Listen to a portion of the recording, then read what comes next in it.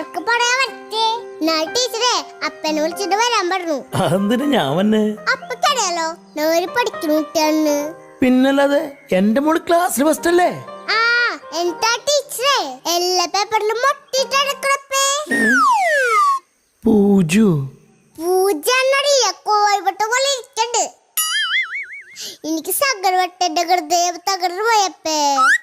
അവസാനം ഞാൻ ചോദിച്ചേ ബുക്കിനറിയ മുട്ടിട്ടാണ് ടീച്ചർ എന്താ കോഴിപ്പിടിയാണോ? അയ്യോ അപ്പൊ ടീച്ചർക്ക് ദേഷ്യപ്പെട്ടപ്പേ ടീച്ചറിന്റെ ബുക്ക് വാങ്ങിച്ചിട്ടേ ഒരു വലിയ കോഴിമുട്ട കൂടി വച്ചിരുന്നു. എന്നിട്ട് പറയണേ വീട്ടിൽ ഞാനിട്ട് പുഞ്ഞു തിന്നോളാണ്. ടീച്ചർ കൂടെ വിചാരിണ്ട് ഞാൻ മണ്ടിയാണെന്ന്.